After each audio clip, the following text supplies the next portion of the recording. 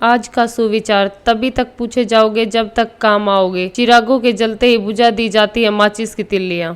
Corona के केसों में आज बड़ा उछाल देखने को मिला। बीते 24 घंटे में कोरोना के 20,000 से ज्यादा मामले सामने आए। इसके साथ साथ 45 लोगों ने कोविड की वजह से अपनी जान गंवाई। यह आंकड़ा डराने वाला है। दिल्ली से वडोदरा जा रहे इंडिगो विमान में आई तकनीकी खराबी, इंजन में हुई वाइब्रेशन। इंडिगो विमान 6E859 की जयपुर में इमरजेंसी लैंडिंग हुई। इंजन में वाइब्रेशन होने के बाद ये इमरजेंसी लैंडिंग कराई गई। दिल्ली के इलाके के लोग अब सिर्फ QR कोड स्कैन कर अपना कचरा कूड़े वाले को दे सकते हैं। MCD ने इस सुविधा को शुरू किया है। इसमें अहम बात यह है कि इसकी मदद से लोग अपने प्लास्टिक कचरे को घर बैठे MCD को सौंप सकते हैं। ये सुविधा दिल्ली नगर निगम के करोल बाग क्षेत्र के निवासियों के लिए शुरू कर दी गई है। तेल कंपनियों ने शुक्रवार 15 जुलाई से पेट्रोल डीजल के ताजा रेट अपडेट कर दिए हैं। महाराष्ट्र में पेट्रोल डीजल के दाम कम कर दिए गए हैं, जबकि अन्य राज्य में ये कीमतें स्थिर बनी हुई हैं। 15 जुलाई 1916 को दुनिया की सबसे बड़ी एयर स्पेस कंपनी बोइंग की शुरुआत की गई। आमेर के राजा तथा मुगल साम्राज्य के वरिष्ठ सेनापति जयसिंह का जन्म 15 जुलाई 1611 में हुआ था। 15 जुलाई 1955 में प्रथम राष्ट्रपति डॉक्टर राजेंद्र प्रसाद ने देश के तत्कालीन प्रधानमंत्री जवाहरलाल नेहरू को सर्वोच्च नागरिक सम्मान भारत रत्न देने की घोषणा की। 15 जुलाई 1926 मुंबई में पहली बार मोटर बस सेवा की शुरुआत हुई। महिला क्रिकेटर संध्या अग्रवाल ने 15 जुलाई 1986 में टेस्ट क्रिकेट में 190 रन बनाकर विश्व रिकॉर्ड बनाया था। 15 जुलाई 1961 स्पेन ने पुरुषों और महिलाओं के लिए समान अधिकारों को स्वीकार किया। कारगिल युद्ध भारत और पाकिस्तान के बीच 1999 में 8 मई से 26 जुलाई तक कश्मीर के कारगिल जिले में हुए सशस्त्र संघर्ष का कारगिल युद्ध के नाम से जाना जाता है।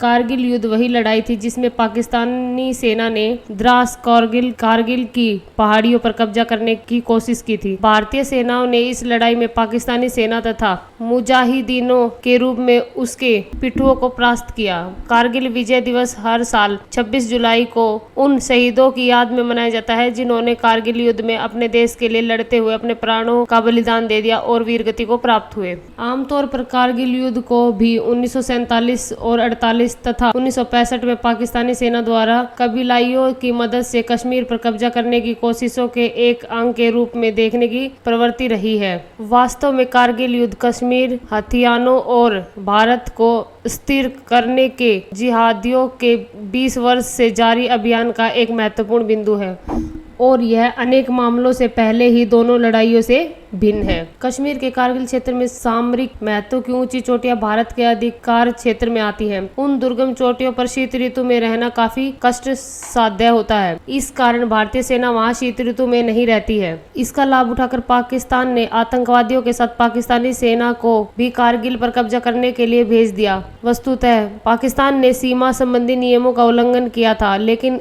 उसके पास यह सुरक्षित बहाना था कि कारगिल की चोटियों पर तो आतंकवादियों ने कब्जा किया है, न कि पाकिस्तानी सेना ने। ऐसी स्थिति में भारतीय सेना के सामने बड़ी चुनौती थी। दुश्मन काफी ऊंचाई पर था और भारतीय सेना उसके आसान निशाने पर थी, लेकिन भारतीय सेना ने अपना मनोबल रखते हुए पाकिस्तानी फौज पर आक्रमण कर दिया। कारगिल सेक्टर में 1999 में भारतीय और पाकिस्तानी सैनिकों के बीच लड़ाई शुरू होने से कुछ सप्ताह पहले जनरल परवेज मुशर्रफ ने एक हेलीकॉप्टर से नियंत्रण रेखा पार की थी और भारतीय भूभाग में करीब 11 किलोमीटर अंदर तक स्थान पर रात भी बिताई थी। मुशर्रफ के साथ 80 ब्रिगेड के तत्कालीन कमांडर ब्रिगेडियर मसूद असलम भी थे। दोनों ने जिक्रिया मुस्तकार नामक स्थान पर रात बिताई थी और उन्हें खदेड़ने के लिए कम संख्या में अपने सैनिक भेजे, लेकिन प्रतिद्वंदियों की ओर से हुए जवाबी हमले और एक के बाद कई इलाकों में घुसपैठियों के मौजूद होने की खबर के बाद भारतीय सेना को समझने में देरी नहीं लगी कि असल में यह एक योजनाबद्ध ढंग से और बड़े स्तर पर की गई घुसपैठ थी, जिसमें केवल जिहादी नहीं पाकिस्तानी सेना भी शामिल थी। यह समझ में आते ही भारतीय सेना ने ऑपरेशन विजय शुरू कर दिया, जिसमें 30,000 भारतीय सैनिक शामिल थे। 8 मई को कारगिल युद्ध शुरू होने के बाद 11 मई से भारतीय वायुसेना की टुकड़ी टुकड़ी ने इंडियन आर्मी की मदद करना शुरू कर दिया।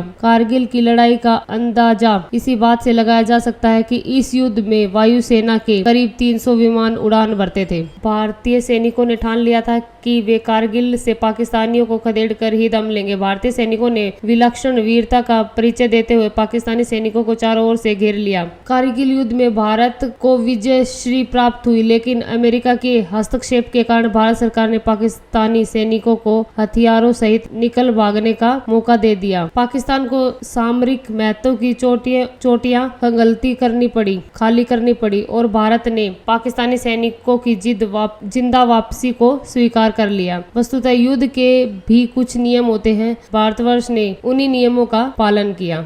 हमारी जानकारी यदि आपको अच्छी लगी हो तो आप हमारे चैनल को सब्सक्राइब करें, लाइक करें, शेयर करें व कमेंट करें। हमारे साथ यहाँ तक जुड़े रहने के लिए धन्यवाद।